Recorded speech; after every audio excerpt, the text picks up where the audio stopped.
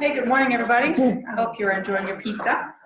And for those of you online, sorry, no pizza for you, or maybe you're eating pizza, I don't know. Also, for those of you joining us by Zoom, thank you so much for being here.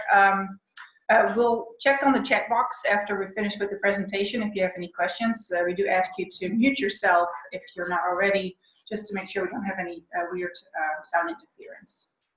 So this is the second lecture in the CCTS-sponsored drug discovery lecture series about drug discovery and drug development. So last week I gave a bit of a big picture overview of the forest, so to speak, and then these coming weeks we're really going to delve into a lot more detail to really examine those trees and all the different parts and pieces of drug discovery and development. So today we're going to talk about target validation, which is really the first step of starting a drug discovery program. So I'm the presenter, but I borrowed stole asked, and he gave them to me from Dr. Mark Sudo. He's actually the Vice President for Drug Discovery at Southern Research. I see a couple of faces actually here from Southern Research, so I'm glad you guys are here too. He has a lot of experience in drug discovery and development, and he used to give this lecture, so that's why I wanted to acknowledge that.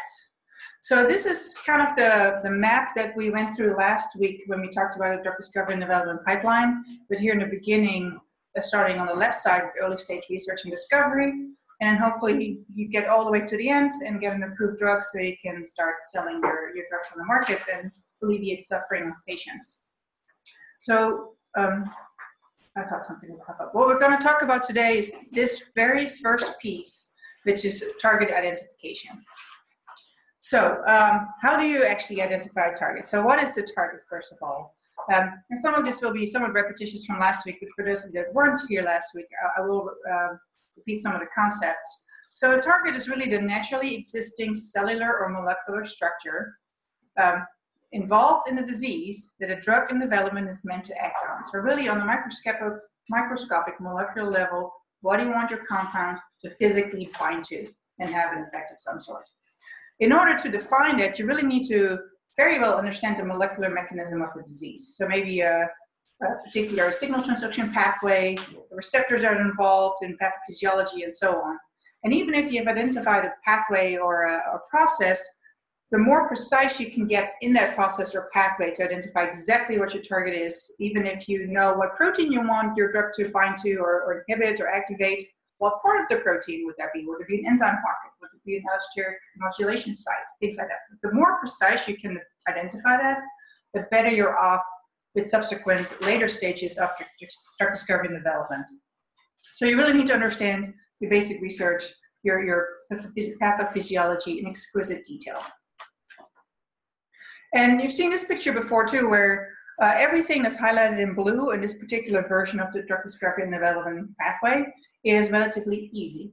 So in blue here, you have, if you use high throughput screening to do a drug discovery program, you can buy compound libraries. So that's not really hard. High throughput screening itself, the robot does it, right? So that's not really hard either. Last week, we talked a little bit about assay development and why that is a bottleneck. Here, target identification is considered fairly easy or non-problematic, but target validation, so how do you know if what you picked is a good idea? That's a really difficult decision to make and evaluate. And it kind of ties into what the success rate in the clinic is of the different stages of drug discovery and development. When you go from preclinical to phase 1, 64% of compounds make it into a human. The rest usually get attrition. There's attrition by they show unacceptable toxicity in, let's say, a dog model or something like that. So the program doesn't go forward. But for the ones that do go to phase 1, it's actually a fairly good amount. 44% make it to phase 2.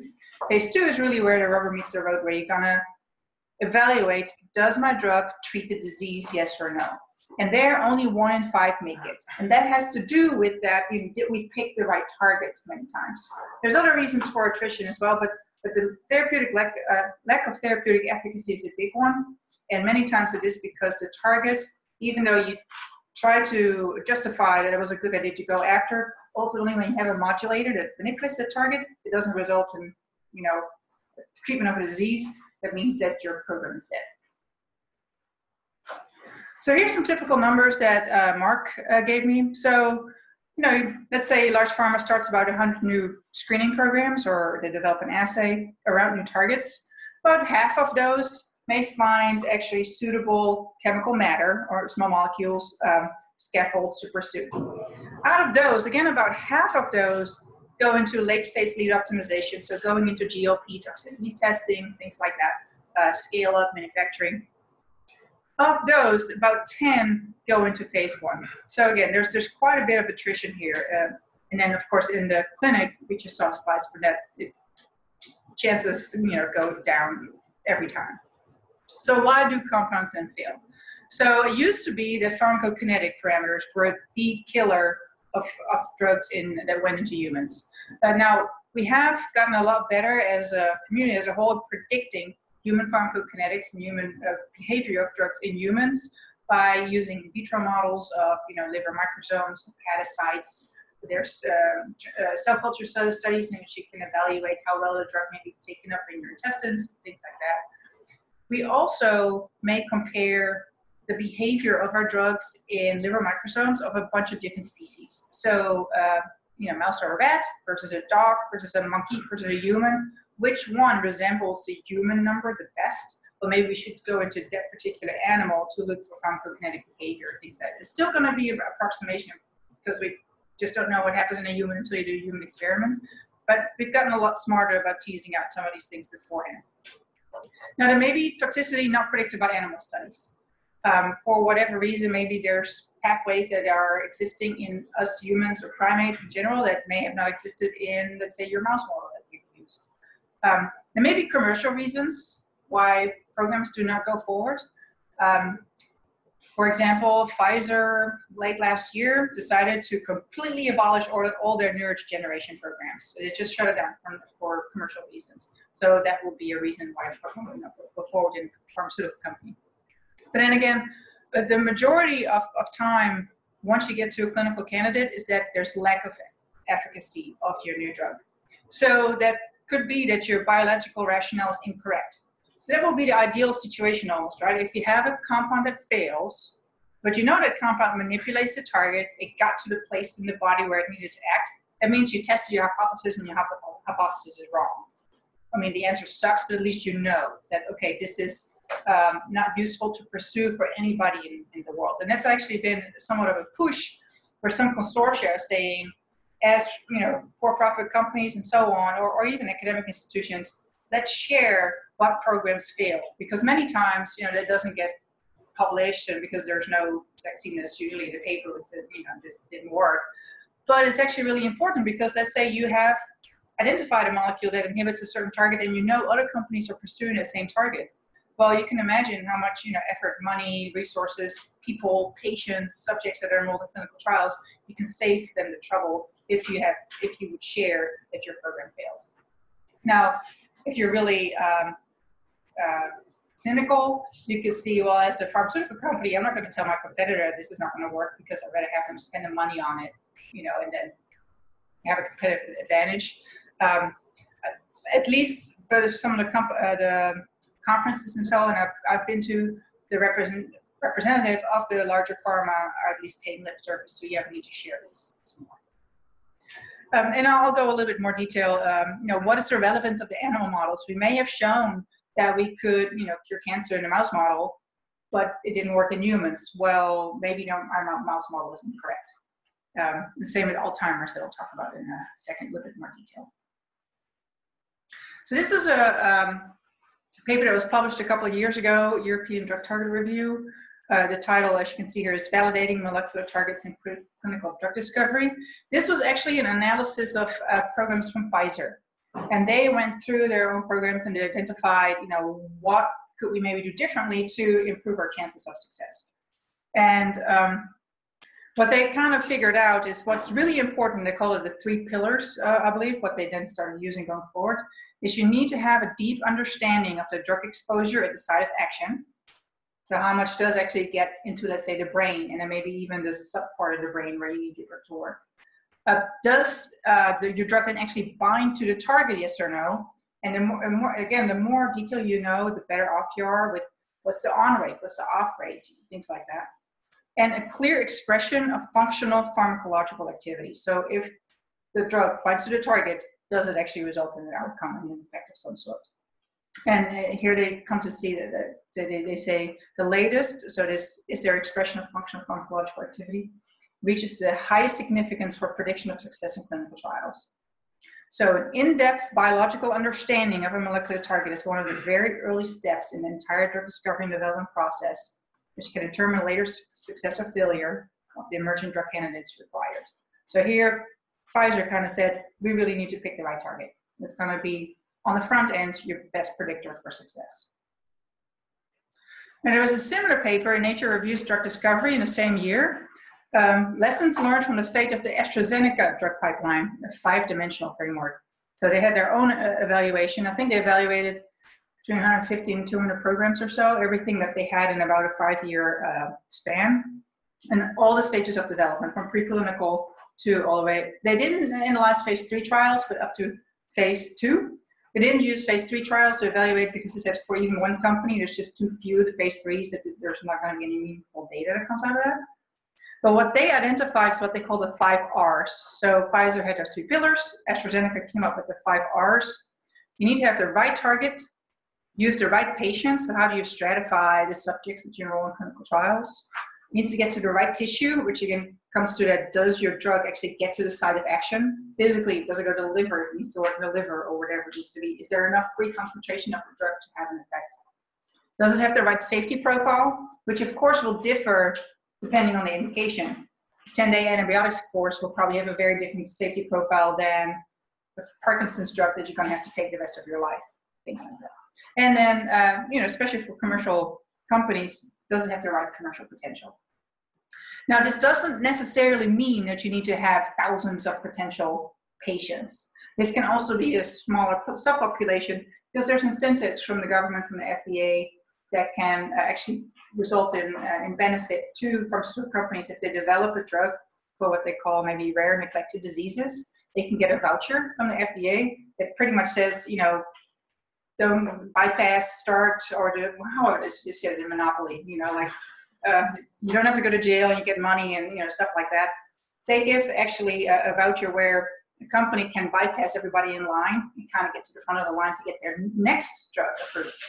Things like that. So the government has actually tried to have a conversation with the pharmaceutical industry and come up with incentives to also develop drugs that may not have a huge market potential just based on patient size. But this also speaks to, even if you want to develop something that's going to treat 10,000 patients or 100,000 patients or whatever, what's the added value beyond what's already on the market? You need to usually have some sort of competitive edge. So all that comes into AstraZeneca decision making. Now, what we see a lot here in our local program in the Alabama Drug Discovery Alliance is I get somebody that sends me an email and said, here's this target, it's been in the literature for 15 years, there's all this information, there's all these really cool publications. It looks like there's validation. It looked like when they knocked it out in an animal model, my animals didn't get, diabetes, and it was done with different groups. Nobody has found a drug yet. So we need to start a program. Well, then what usually happens is Mark Pseudo actually pours a bucket of ice water over their head. They're like, well, if it's been in the literature for 15 years and there's not a drug, there's probably a reason. And again, it may come back to, people don't publish their failed results. So it's also interesting as myself as a trained pharmacologist, and most of the people that we work with are biologists, physicians. We typically look in the PubMed literature where, there's a lot of information on biology of disease and things like that. A chemist will look at the chemistry literature, which is very different. So there may be lots of papers where this particular target, chemotypes that have been developed for this target.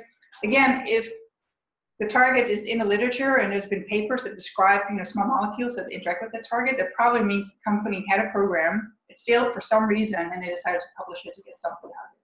So there's subtleties in information that you can get out of the literature about whether your target is a good idea or not. Now, this doesn't mean to say that you should, every target that's out there that's already published is a bad idea, but, just talk to a lot of people when you start to a program because you can get a lot of different perspectives. So some things to think about when you pick your target is, first of all, what type of modulator do you need? Do you need an agonist, antagonist, partial agonist? And just in case you all were kind of like, oh, what's that again? There's a little cartoon I found. An agonist is a drug that occupies a receptor and activates it. An antagonist is a drug that occupies a receptor but then does not activate it and blocks the action of other agonists. So here you can see a cartoon. An agonist results in an activation of a pathway of some sort. Here on the right-hand side is an antagonist. It kind of puts a damper on things. And then you can, of course, have the two competing with each other. And this is IC50 style curves that you would see from, for example, a full agonist is something that you want to activate your process. You get full agonist, so 100% of your signal gets on when you have enough concentration of your agonist. You could maybe want a partial agonist, something that gives you 50% of the effect that you want, maybe partial antagonist. There's also something called an inverse agonist.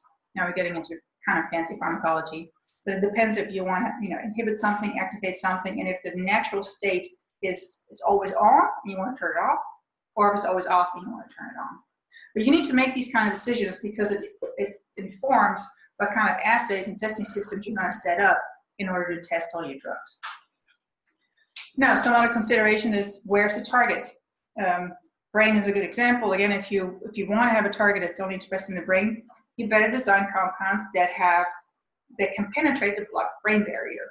So things like that. How are you going to set up your screen? What's your readout? Is your readout actually direct measure of your target's activity, or is it more a proxy, let's say luciferase expression or something like that? What are your secondary assays? So your first primary assay is what you use the robots for to screen, but then the assays after that, how are you going to validate that the results that came from the robot actually meaningful? So you're going to screen it in a different style of assay, typically, what we call an orthogonal assay. What do those look like? Do they have them up and running? And then one, that we sometimes just forget about, are there species differences? If you have a program, we actually have an example about that. We have a program that wants to inhibit a human, because we want to treat humans, CD38. But human CD38 and mouse CD38 don't have exact homology. So you need to then double check whether the drug that you develop that you screen maybe in a mouse cell line actually inhibits mouse CD38, but also check it in a human cell line to make sure it inhibits human CD38. And then you're going to test it in a mouse. Well, you're going to use a native mouse CD38, or do you need to create maybe a human CD38 in a mouse backbone type of genetic model? You need to think through these things on the front end so that if you realize, oh, crap, I need to have a model of some sort where my human receptor or enzyme is in a rodent background, you better start making it, before you need it, because it can be like 8 to 12 months before you have nutrition in the mouse, right? And then, of course, what animal models are available. And this is a good one that we also forget a lot, many times. Are there any standards or known compounds that we can use as a positive control? What are the predictability of the animal models? And is there maybe a biomarker? And in the AstraZeneca paper, which I can share if anybody wants a copy of that, they actually, that it kind of ties in with their whole, the 5 R's, the right patient. So how do you pick what patient to use in clinical trials? They tie that to develop a biomarker for your readout, because it helps you, first of all, identify the patients that you want to enroll and which ones you may want to exclude. And then it helps you maybe get a clinical, meaningful outcome that's a little quicker, and that may be a more proximal indication if your drug is working or not, compared to actually waiting for, let's say you have a really long-term type trial, let's say again dementia or Alzheimer's, but maybe 2 or 3 years before you see any other type of effects in your patient population. So how many targets are there? So this is the best approximation you could find in the literature. So let's say in the human genome we have about 30,000 or so. The druggable genome, so what we think we can develop a small molecule for that manipulates that, it's been estimated at about 3,000. But of those, the ones that actually modify genes, disease-modifying genes. So genes are targets that actually have an influence on the pathology, another 3,000. And the overlap is thought to be between 600 and 1,500 targets. So how many are there? So targets with an FDA-approved drug are 324. So this is close to 1,400 drugs. This number is probably a little outdated. This reference is a little old. But, you know, there haven't been that many more approved since then. So yeah, 1,400, 1,500 drugs that target, let's say 350 targets. That means there's still a bunch out there that we could potentially use and find new therapies for. So here's some examples of targets, receptors and enzymes. Those are, are kind of bread and butter. So those receptors or enzymes, they can either be intracellular or on the membrane surface, and that again influences how you design your compound. Does it need to get through the membrane cell, yes or no? So examples are G protein coupled receptors, kinases, proteases, phosphatases. Those have been targeted quite extensively. Transcription factors and nuclear receptors, ion channels, transporters, and then protein-protein interactions. And I commented on a little bit last week. Some of these are considered more or less druggable, and that just means in this class, in this family of targets, have people developed a small molecule that can manipulate one of those. So we know we can manipulate receptors, ion channels, enzymes. Protein-protein interactions, it's a lot more risky because it hasn't been done a whole lot. Now, what we sometimes, what people sometimes propose is what we call phenotypic screens. So I said earlier, the more precise you can be, and let's say what part of a protein you even want your drug to bind to, the better. But what sometimes happens is that people say, okay, this transcription factor or target is overexpressed in cancer, and it's not in healthy cells, and I want to reduce the expression of it because I know if I knock it out, my cells are not cancerous anymore. So what we're going to do is use the promoter of this particular target of interest. We're going to clone luciferase after it, and she's going to screen for compounds that inhibit the expression of luciferase. And we use luciferase a lot because it's an easy readout. It has a really big linear range.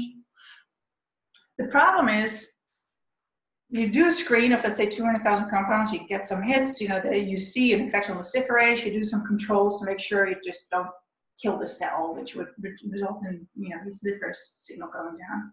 But then it is, what is the actual target? What does your drug bind to and manipulate in order to result in a decrease in luciferase expression and then, your actual expression of your target of interest? And that's been found to be really difficult to deconvolute.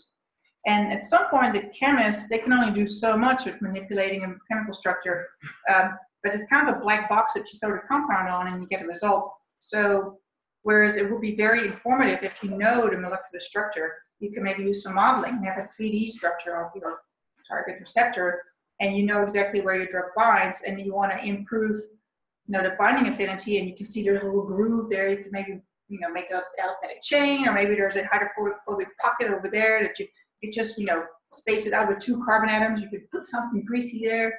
The chemists can really do a lot more when they know what the target is in a lot more detail. So phenotypic screens are they're easy to set up, but on the back end, it is quite cumbersome. So what current drugs target, this is a graph, so probably 10 years old. So the majority are GPCRs, so G protein coupled receptors. Nuclear receptors actually make a pretty good chunk. And then ion channels make up the rest of pretty much half. And then the rest is just a variety of different types of things. So you can see that, let's say you're a very conservative big pharmaceutical company and you need to start your next program, you might be inclined, because you're afraid of risk taking, to take a target that kind of falls in one of these families because it's been done before. So we, as an academic drug discovery enterprise, actually may think a little bit broader and a little bit more riskier because we're cooler than that. So how do you come up with a target? Where do targets come from? So historically, back in the day, people actually used, the effects of natural products and kind of realized, like, oh, wait a minute, if there's herbs or snake venom that result in some physiological response, if we can figure out how they work, we can actually maybe, design a drug that maybe like snake venom but not cause paralysis or, things like that. Of course, clinical observations, so this is why collaborations with clinicians is really helpful. If there's a side effect of a known drug, well, you could actually maybe use it if if there's an indication that could benefit from this, side effect. And that's where maybe repurposing comes in. You could, rationally design, come up with a hypothesis based on what you know about the disease, what you think may be a good idea. What's really helpful, that doesn't exist in a ton of instances, but so sometimes called nature's experiment. If there's genetic mutations in people, especially if you have activating mutations as well as inactivating mutations, and people have then a certain phenotype, then you know that this target clearly does something in human population, at least if you manipulate it on a genetic level. So maybe if you do it pharmacologically, you may have the same result. And I'll talk about an example in a little bit. And then more and more, omics screening type systems biology may compare healthy tissue and diseased tissue and see if there's differences in expression levels of certain targets. Again, you have to be careful there because correlation is not causation, but it may give you ideas of, going after targets and then seeing if it's worth going after. So yeah, that's kind of illustrated in this slide, genomics, proteomics, pharmacogenomics, screen with RNAi, pathway analysis, transgenic animals, all those new technologies may give you hints of, hey, let's maybe pursue this target. But the key question always remains, how do you validate it? How do you know it's a good idea? So here's a couple of examples of validated or maybe not targets. So again, if there's a genetic mutation associated with disease, it gives you more confidence. So that a good example of that was in Alzheimer's. There's genetic mutations in amyloid precursor protein, or APP, and secretase, which is the enzyme that clips some of this APP and results in the amyloid beta plaques and things like that. So because there was a genetic component to this, people thought this is a good target. Now it works in animal models, but trial after trial, phase 3 really expensive trials in Alzheimer's patients.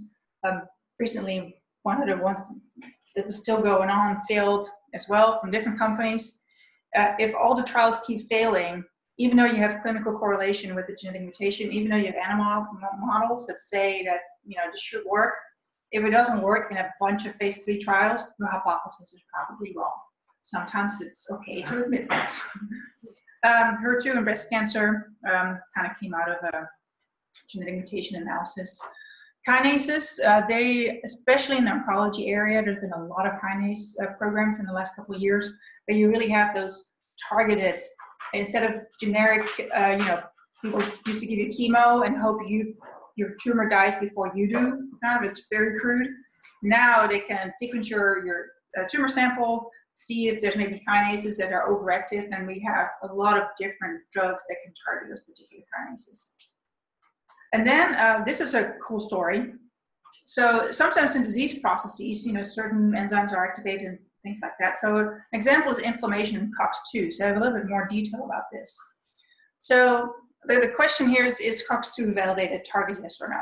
So it used to be the classical cyclooxygenase inhibitors, or NSAIDs, like aspirin, ibuprofen, things like that. They're not selective and they have side effects, right? If you take a bunch of ibuprofen, the stomach starts to feel queasy and there's bleeding and things like that. You irritate your GI mucosa because there's this cyclooxygenase that actually has a protective effect in your GI lining. So in inflammation, you want to inhibit your COX enzymes, but it also messes up your gut. So in the 90s, they discovered that there's actually 2 isoforms. There's COX-1, which is present in most tissues, and that's the one that's protective in your GI tract. And then there's COX-2, and that one is upregulating inflammation. So the thought was, hey, let's find drugs that inhibit COX-2, but not COX-1. So there's a type of it. So a bunch of companies jumped on this bandwagon. So there's one celecoxib, Celebrex from Pfizer, which is actually still in the market. And then Merck, the brand name was Vioxx. That one was actually withdrawn from the market. So it went through phase 3 clinical trials. It was being sold to the market. And then people started seeing that patients on this started to have an increased chance of a heart attack. So the FDA wanted to pull it from the market. And then in conversation, Merck actually pulled it themselves. They were kind of forced to. Well, in 2005, there was actually an advisory panel that said, actually looking at the data again, and I have a paper about this, it's the next slide, it's even more recent, it confirms this. It's actually not that crazy because what they did is they didn't have a good control group in this increased chance of heart attack study. And it turns out, compared to, let's say, naproxen, which both inhibits COX-1 and COX-2, Vioxx had actually the same rate of heart attack.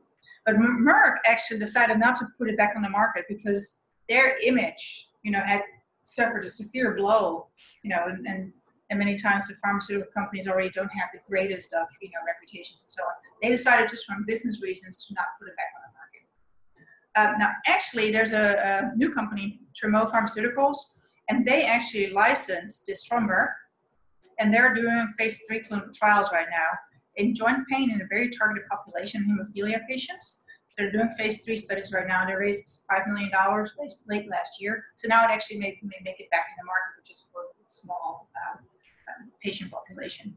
So you can kind of see, well, would you then call COX-2 validated target, yes or no? I mean, you kind of see how you could argue one way or the other, right? So this was an article I found, I guess, 2016, gosh, it's like 3 years ago, 2.5. So yeah, surprise, arthritis drug Celebrex, so the COX-2 inhibitor from Pfizer in this case, was shown to be as safe as ibuprofen and naproxen. So it further confirmed that there was not actually an increased risk of heart attacks. But, Merck lost a lot of money when they had to pull that drug from the market. So yeah, when do you consider a target validated then? Of course, you start typically with mechanistic studies and analysis in cell culture, and I don't think anybody would argue that just this would validate a target. But what if you have, good animal model data that shows that it might work? Maybe you might consider it a validated target, or maybe you need to have clinical data before you're convinced, or maybe you need to see a phase 2 study that shows efficacy. Maybe you're a real, curmudgeon, and you're like, until there's a drug approved by the FDA, I'm not considering a target validated. You can see how the spectrum, there's a grayscale there, and where you fall in the spectrum as an individual or as an organization may inform what kind of choices and decisions you make.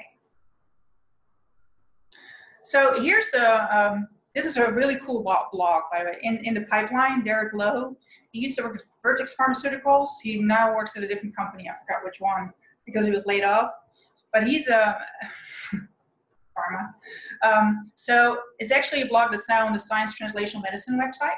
So I used to have just his own domain, but in Science Translational Medicine, I bought it from him. And he has, it's one of the few blogs I read because it's really, it's well written, it's concise, his opinion about drug discovery and development. He's a chemist by training. So he commented on his paper called Targeted Invalidation. So I'm going to read some excerpts to you. And so it was about this particular paper in American Chemical Society Medicinal Chemistry Letters in 2015. So target invalidation, a critical, sometimes unheralded role of modern medicinal chemistry. So here's an excerpt from the paper. So too often medicinal chemistry teams blindly accept the biological underpinnings of a new program as sound, and that they're unaware that their efforts at compound optimization may actually confirm or debunk the link between a target and a disease. In many instances, this event occurs very early in the drug discovery process at the level of preclinical interrogation. So, until you have a compound that inhibits or activates your target, you really can't answer the hypothesis, right? That's the point. But he actually, so Derek himself, this is his commentary on it. So the number of targets that you can be sure are good ones before anyone's actually made a drug to hit them is not large. And then he talks about this called, you rarely get signals like PCSK9, where you can point at the human population with exactly the phenotype you're trying to cause. And this refers to, there's a genetic mutation in, this is to do with lowering cholesterol in your blood. So there's humans that have an inactivating mutation of this enzyme, and they never get heart attacks and high cholesterol and stuff like that, even if they eat lots of pizza all the time.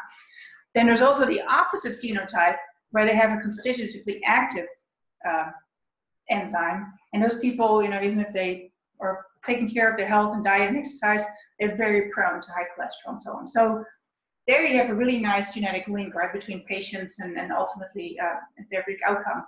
that you would think, okay, this is going to be a good target. So they actually developed drugs for this. They're currently FDA approved. So if statins don't really work for you, if you're lowering your cholesterol, you're going to get a PCSK9 inhibitor.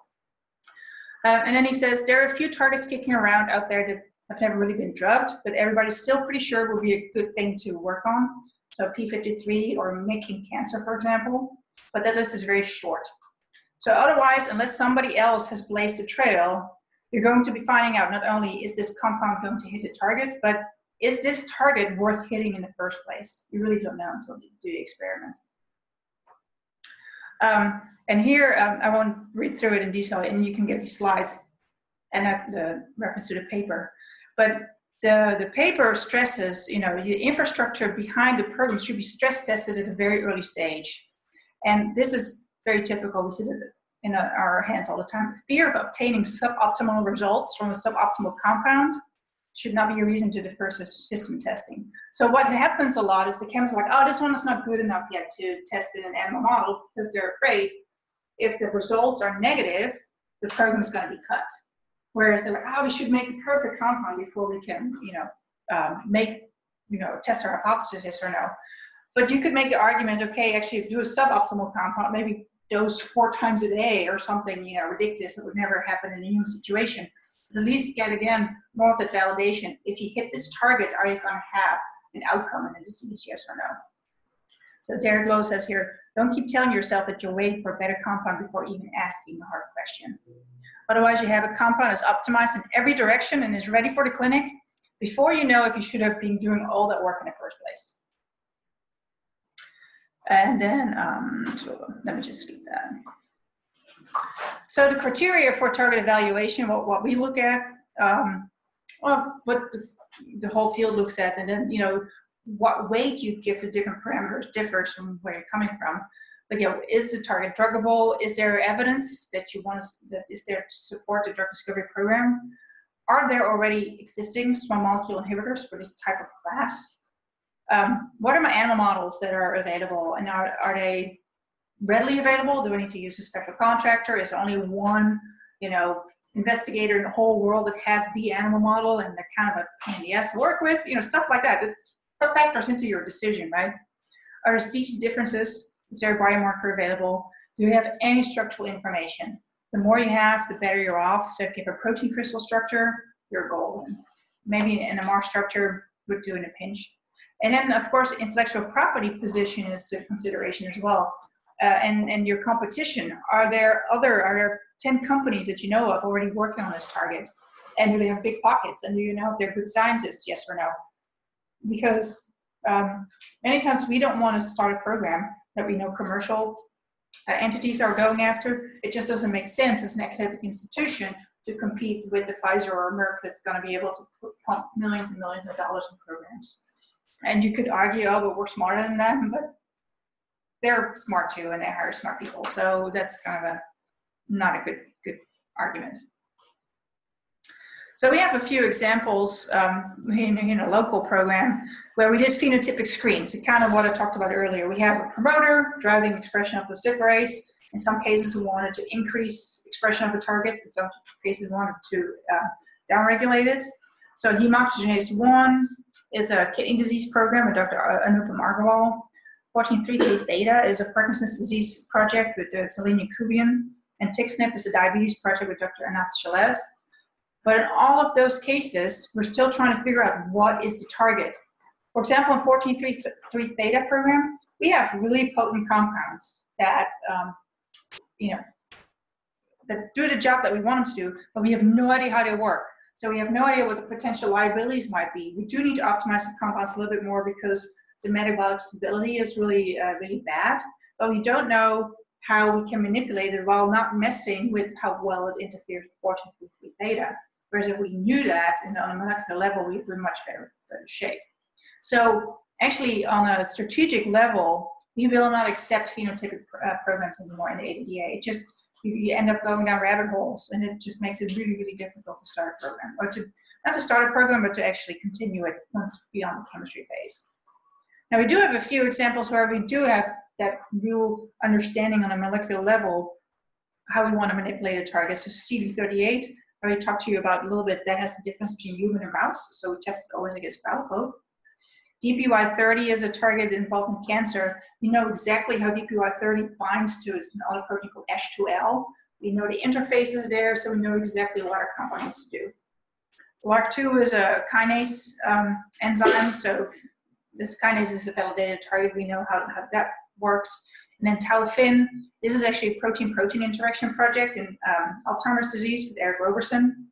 And we know, again, Fin has an SH3 domain, which binds to tau. We kind of know where approximately it binds. So again, you have a lot of structural information that you can bring to bear there. So we like defined targets. So that was actually the end of my slide deck. So I'll happily open it up for questions and answer everything I can about your favorite target in the world.